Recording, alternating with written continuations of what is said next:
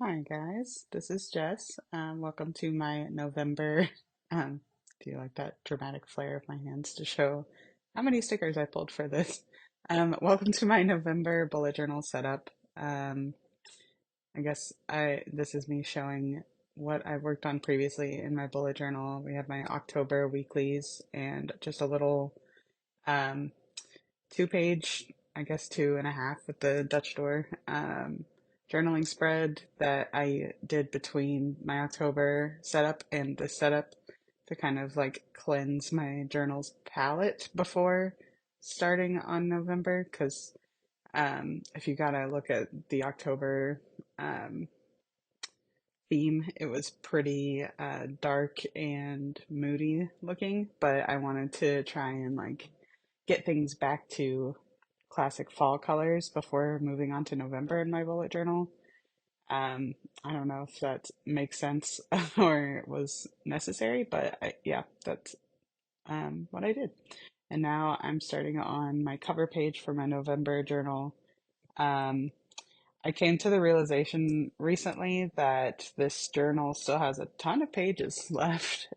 This is the Leela Journal's Rose Spellbook, and I believe it's 160 pages if I remember correctly.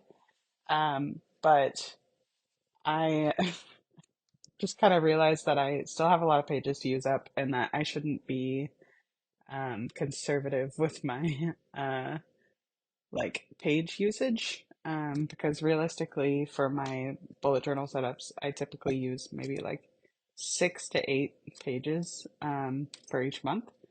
And considering how many I have left, uh, yeah, I could do a little bit more than that. I'm not sure if I'm gonna keep using this journal into 2025. I have this weird thing about, like starting fresh in a journal in the new year. Not that I have a ton of experience bullet journaling. This is me kind of getting back to journaling after years of not doing it. So I've been kind of experimenting with this journal and I started it in August, which I have videos for all of those spreads on my YouTube channel if you're interested in checking those out. But um, I knew when I started the journal I wouldn't, fill it up by the end of the year, but I do kind of have a hang up about like not starting 2025 in its own journal. So, not sure what my strategy is going to be for that. I might just transition my bullet journaling, like monthly journaling, over to a new journal, but maybe like keep doing like junk journaling and like just general decorating and scrapbooking in this one. I'm not sure yet, but that was a long tangent. Um, I just woke up from a nap, which I didn't intend to take for so long. So sorry if this voiceover ends up being kind of incoherent. Um, I edited this video like a week ago and haven't had time to do the voiceover until now. So at this point, I just want to get the video up. So the voiceover might be a hot mess. So I apologize in advance if that's the case, but it is what it is. That's just what you're getting from me today. Um, so far, what you've seen me do on the page is tear 3 different pages, which is what I was getting at when I said I need to use more actual pages in my journal because I want to actually use up the whole thing, and I like having the layered effect of using multiple pages in like Dutch door format or whatever. So I tore these 2 pages before putting the actual like base of my November cover page down on the third one back. For the first layer, which you see right there, I used Fleur de Lis color wash from my shop, Paper Trail Plans. And by the way, the entire collection I'm using, I always forget to mention this at the beginning, but this is using the Reflect journaling collection from my shop. So if anyone's interested, that's what I'm using. But we have these full sheet color washes that we offer on washi paper, which makes them really easy to tear um, and make your own. So I've been enjoying using those as like full color washes for the whole page. So I kind of leaned into that with this spread. So the first page is the unfoiled fleur-de-lis color wash in the purple color. And then on the next little ripped page is the autumn or vintage autumn color wash from this collection that we also released. I really love the kind of grungy look of this one, so it was fun layering that between the two fleur-de-lis patterns. And you can kind of see like the little pumpkin sticking out, which feels seasonally relevant. And then in the last spread, which has like the November script that I'm putting down right now, um, is the foiled fleur-de-lis color wash, which I really enjoy because it just has a lot of impact on the page. I had to like Frankenstein the um, whole page together because our color washes are only like 5 by 7 inches long, and I'm using an A5 journal, which is 6 by 8 inches. So it's not super noticeable. It does kind of bother me just because I like for it to be like one cohesive look. I've been toying with the idea of trying out like A5 sized color washes in our shop. Um, it would be tricky because storing those is not as easy in like the traditional sticker storage binders that we're all kind of using because it would be a larger sheet. It would also require like larger mailers and um, cello and a whole production of things. So let me know in the comments if you'd be interested in that.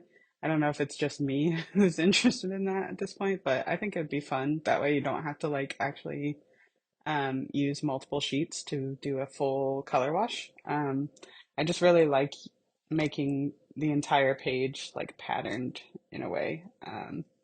So yeah, that's my little spiel on that.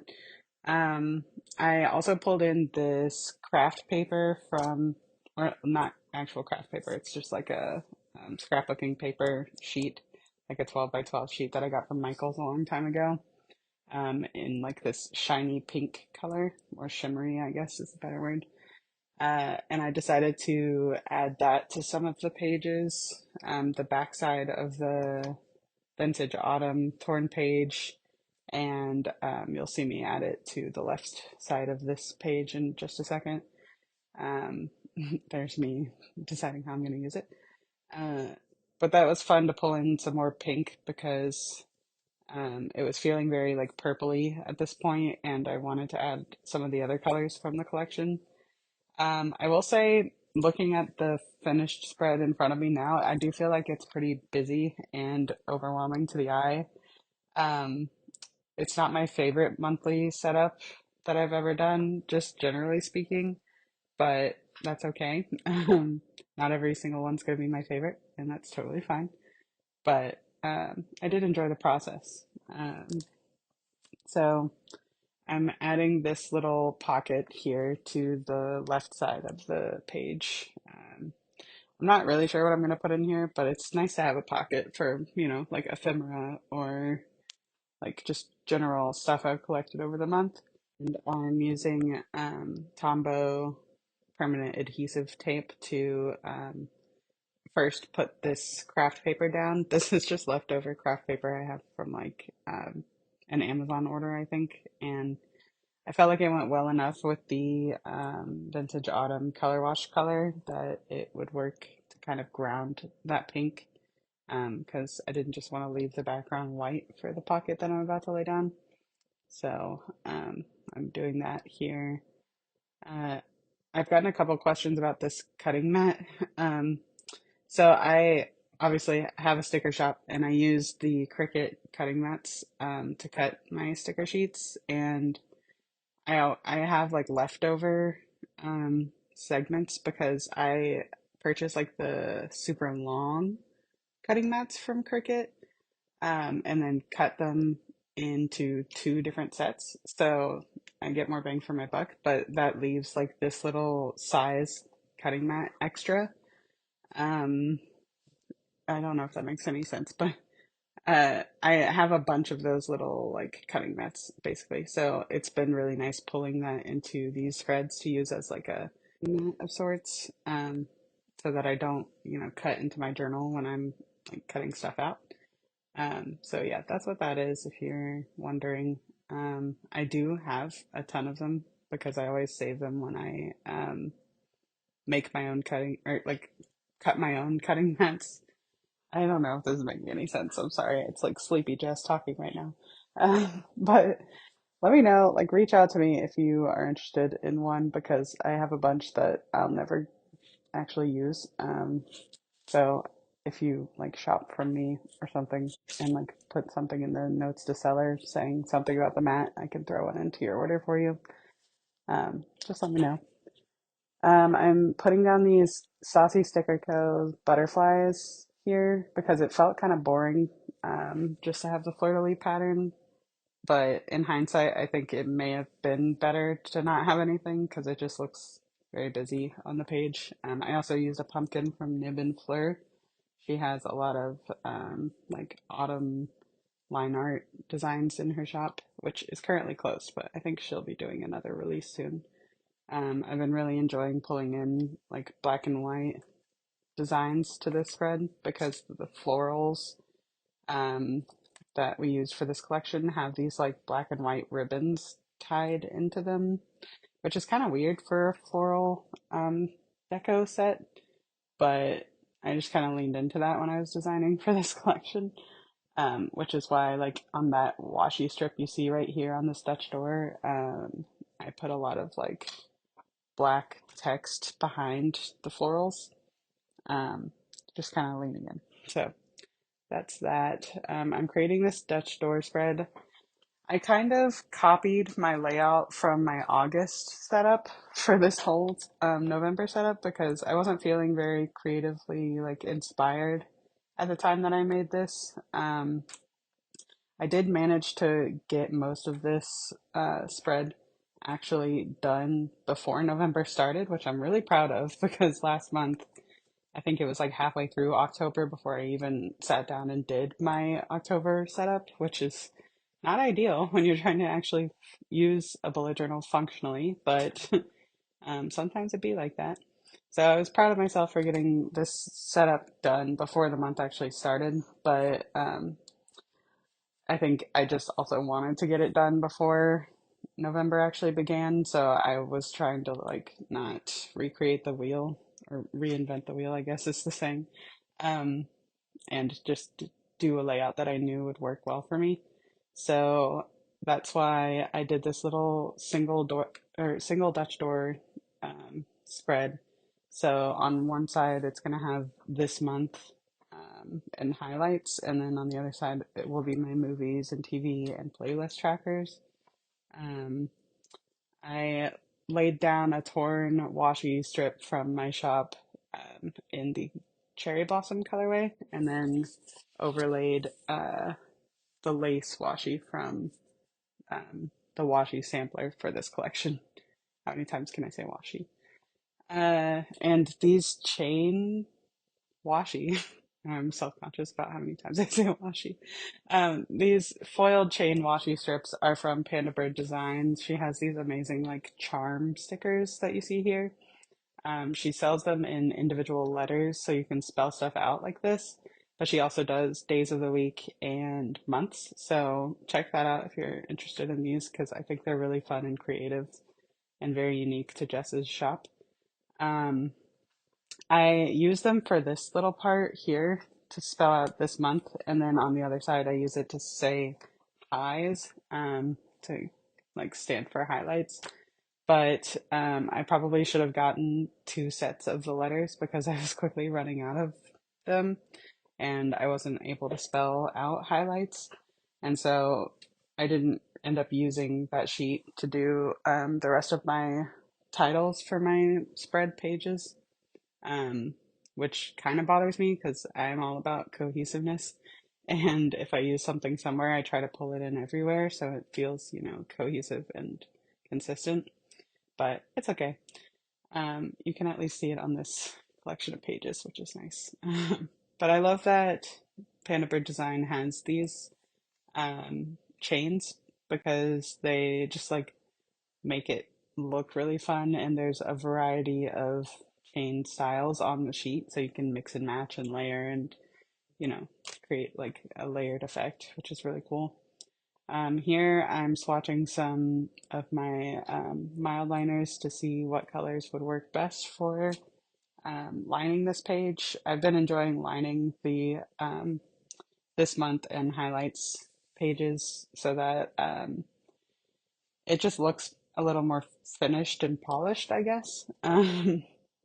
But I think in the future I should just stick to two colors because I used three colors for this one and it kind of feels a little busy. I think what I struggled with for this collection or using this collection is there's just a lot of colors to look at in it. Um, Whereas traditionally when I'm designing a collection, I try to stick to like three core colors. This one has like four or five because you get the pink, the purple, the yellow, the craft paper, and the black and white, which is just kind of a lot for one collection. But that's okay. It is what it is, like I said. And the point is, I got it done so that I could use it. So I don't have to love it. Next month, I'm really excited for my December setup because I'm going to be using a different shop than my own to use or to set up my December journal. I ordered a whole collection from the Pretty Pink Co. I can't remember the name of it off the top of my head, but I'll pop a picture up here. So I'm hoping that comes before the end of November so I can start setting up my December journal. But I think I've been kind of like not limited creatively, but like doing the same thing for the past few months or like using the same styles of stickers because I've been using stickers from my own shop, which is always kind of challenging for me because when I use the stickers, I tend to focus on like criticizing what I could have designed differently as opposed to just enjoying the stickers for what they are. So using a different shop for next month is going to be an exciting change, uh, just to get me out of my comfort zone, I guess, for using certain stickers because our format is basically the same from month to month, and so it's nice to like get out of that box. But also, the reason I'm using another shop for my monthly setup is because we didn't end up doing a full journaling collection for December in our shop. We did do like a 12 days of Christmas collection, and it is pretty robust, but I don't know that I could stretch it to like a full monthly setup. So I'm using a different shop. And I also like love traditional Christmas colors for December, so I wanted to focus more on that for my bullet journal, but I am going to try to find a use for our 12 days collection because I love that one too. Um, I feel so rambly in this um, voiceover, y'all, and I apologize if it's too all over the place to follow, but yeah, it's just me today. Here I'm pulling in some Nib and Fleur ink swatches. I'm going to spell out November on this sidebar here. Um, I like doing that for Dutch doors like this because on like depending on which side of the spread you're looking at, you can always see the November month. So that's a fun part of doing Dutch doors like this. And then on the other side of the page, the this month script is always showing, which just makes sense to me. So yeah, I like doing Dutch doors like this, um, where you can just see a little sidebar peeking out. I'm using the small typewriter letters from our shop. We recently came out with an even smaller version, which I've been enjoying using. Um, but I like the way that looks. But again, I pulled in like five different colors, which just feels like a lot. Um, but it's all good. And looking back on it now, like I do like how it turned out overall. It's just kind of busy. Which is kind of my style anyway. But I want to try and rein it in a little next month. That'll be famous last words when I do my December setup, and it's like even more extra than this. But I always do try. It's just, you know, um, intention versus impact. but here I'm laying out a border of larger swatches to separate the page. At first, I wasn't sure how I was going to lay out this segment, but I decided to do this border horizontally and then have my playlist at the top and my movies and TV at the bottom. Um, I have been wanting to use like actual boxes on the page for this spread for a while now. I've seen Tay of Shantae Plans do that a few times, and I really like the look of it when she does it. So I tried that out. And here you see me pulling in this like pumpkin fall themed film strip from the Pretty Pink Co. I really love these.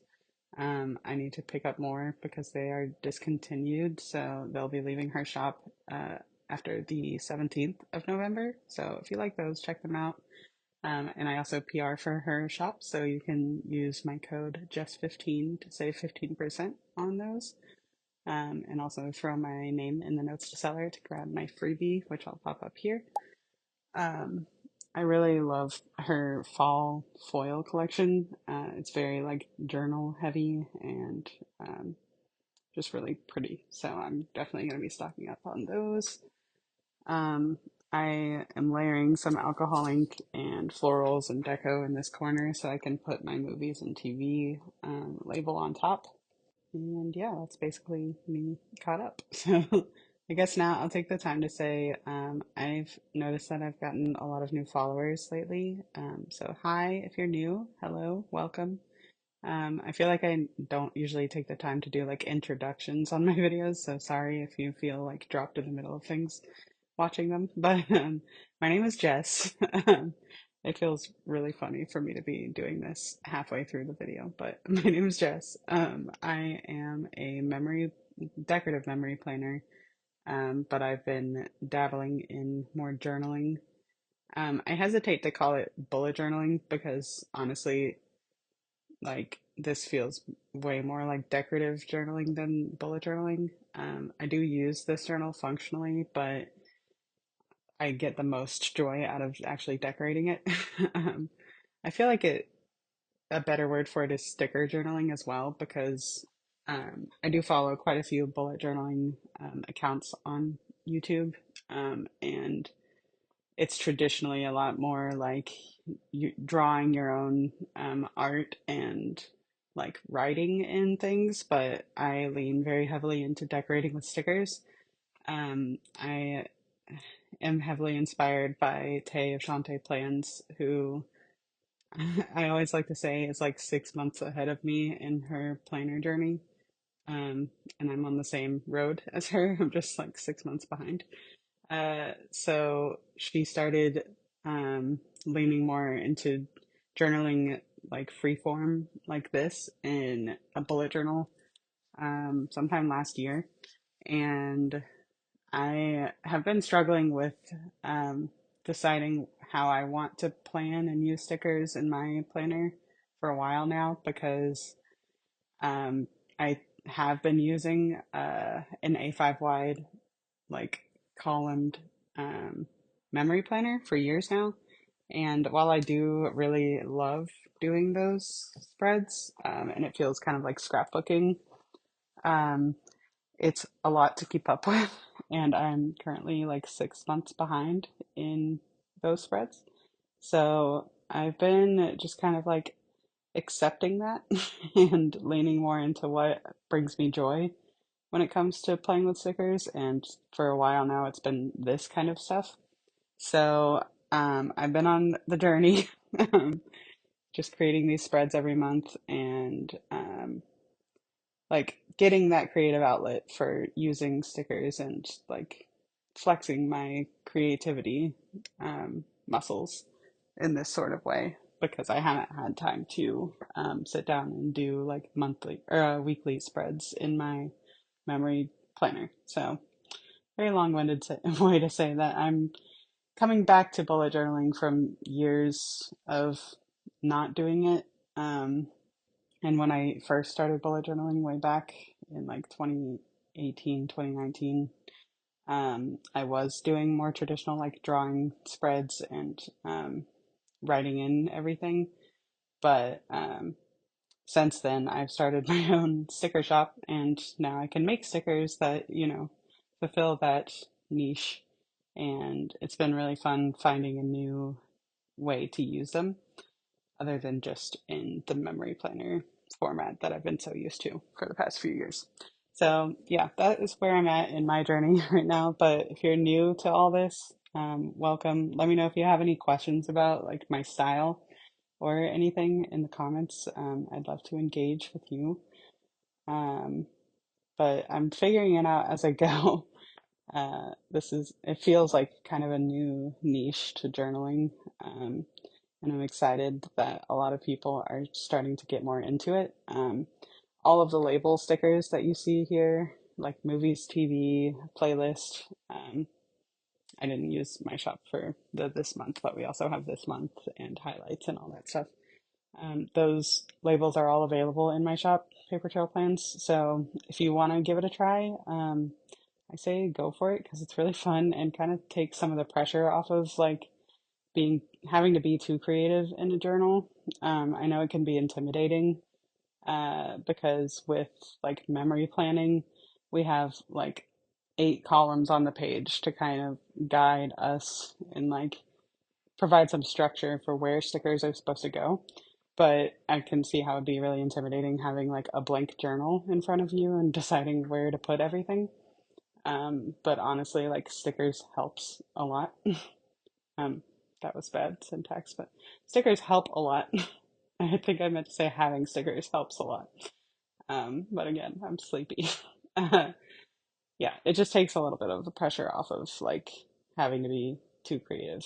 Not that this isn't creative, but like if you're not artistic or like don't really have that creative bug to just like look at a blank page and be like, this is what I'm gonna do here, like carving into a block of marble. Um, yeah, I would highly recommend trying out stickers. There's a lot of decorative collections out now in sticker shops. It's definitely becoming more and more popular, which is exciting for me because I love having different options. But yeah, it's just been a lot of fun, and I can see myself doing this a lot more than memory planning going forward. So I'm just enjoying my never-ending search for a planner piece. Um, Here you see me kind of like laying down all these foiled boxes from Sadie Stickers. I'm gonna end up pulling a lot of them up because it just felt like way too much foil on the page. I like to try and like balance foiled with non-foiled elements because I don't like looking at like an overwhelming amount of foil personally. So in a second you'll see me pulling up a lot of those boxes and replacing them with um, these non-foiled boxes from my shop because for this collection we also did a weekly kit and that includes that boxes page. So it was nice to have that on hand. At first I just had it out to use the smaller florals that we have at the top, but the box sizes are very similar to the foiled ones, so I just went in and replaced some of them and it was really easy. But back to what I was saying about like my background and how I got to this point where I'm doing stickers in a journal. I'm still super torn about what my setup's going to be for 2025. I did purchase I think it's called the Lily spell book that Lila Journals just released like last month. It's a green version of this journal that I'm currently working in. So I might end up doing that or using that for my 2025 bullet journal. Here's a close up of the spread before I move on. Uh, I just don't know. Like, I hesitate to say that I'm gonna be cutting out memory planning because I really do enjoy that as well. But like, it just takes a lot longer to do those spreads for me, and so I'm trying to balance like this creative hobby with just not having enough time for it. So this has been a really nice replacement for weekly planning. But I don't want to cut that out entirely. And also, I still have a ton of like weekly sticker kits that I need to use because I bought them. So, I want to find a way to use those. But I'm also curious about like trying to adapt those kits to this style of planning and journaling because I know I could if I tried to. And if I even just like moved weeklies into this setup, um, like I tried doing in October, like I could easily use a sticker kit in lieu of a journaling kit and stretch that for at least a couple of weeks in my bullet journal. I just don't know. I am so indecisive. I'm a Libra, if that wasn't clear. And so I'm constantly like seeing people sharing their like 2025 setups and planner stacks, and I'm just like, could I make that work for me? I feel like Goldilocks, like looking for that perfect um, porridge. But my mom, when I was complaining to her the other day about how I just don't know what I'm going to do for 2025, she suggested sitting down and making like a priorities list of what I'm wanting to focus on in my creative endeavors in 2025 and what will best serve that or like serve those needs as far as different planners and journals go. So I need to do that because 2025 is rapidly approaching and I don't have any planners or journals lined up. I do feel confident saying that I'm not going to be doing an A5 wide for 2025 as far as memory planning goes because I've proven to myself that I can't sustain that and I'd rather not put that stress on myself. Um, so I'm letting go of that. But really now it's just deciding if I want to do memory planning at all in the traditional sense, because I could move down to a smaller size, like an A5 or even a B6. I do use a B6 rings like column setup for my functional planner currently, and I don't love it. um, it's been fine, but it is very limited for space. And for my functional planner, I'm just literally writing out everything that I do in a day. So I do need a certain amount of space, but yeah, it's just a lot to consider. Is anyone else super indecisive like me and really not sure where they're gonna go in 2025? Because I know I can't be the only one, but boy, is it stressful. Here I'm working on my habit tracker section, and I decided to pull in this craft paper that I used for the intro page as kind of a little torn paper backdrop for my habit trackers. I didn't actually like line the month, but it is like seven columns wide and 5 rows down. So it's the amount of boxes that I would need for the whole month, and I just will start them on the second to last one on the first row because November started on a Friday. So um, I just kept it simple. I also forgot to mention these like flourish, like washi strips, like the black kind of filigree pattern one that I just laid down. Those are also from Nib and Fleur. I really love them. I wish I had pulled them more into this spread because they're really cool. I also use them on the this month in the highlights page, but I wish I had found a way to pull them into the movies and playlist page as well because they're just really nice. But yeah, so I'm just tracking 3 things this month: going on walks, drinking, and no dairy because I recently discovered I'm lactose intolerant. So I've been enjoying tracking that because as I'm entering my 30s, well, I'm 31 this year, but my body is doing weird things it's never done before. Um, it sounds like TMI, but basically, like, I am becoming allergic to things that I never had issues with, and it's just your classic 30s stuff. So, I'm finding that tracking more health things feels more relevant now. I may end up like in my 2025 setup doing like actual health logs for each month, and tracking like multiple things because it is interesting to see it all laid out together and see like or like look at correlations and see if anything is related. So Yeah. Now I'm working on my social media section. I did expand it a little bit for this month. So instead of just tracking my personal numbers for Instagram and YouTube, I also started tracking my shop's numbers. I don't like have any goals for, growing um, my social media accounts, like except for just organically. But it is fun to like see how they're changing from month to month. So yeah, there's two boxes for that.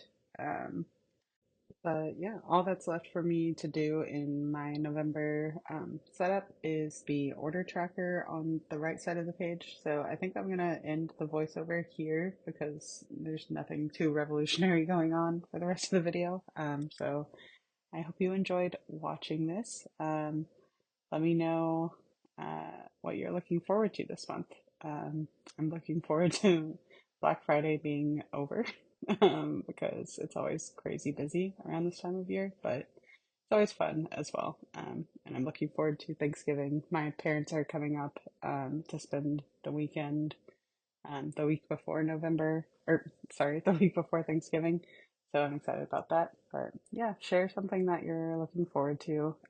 This month has been pretty rough so far with everything going on. So we could use some joy and light. So let me know what you're looking forward to. And I will stop talking now. Thanks so much for watching. Bye.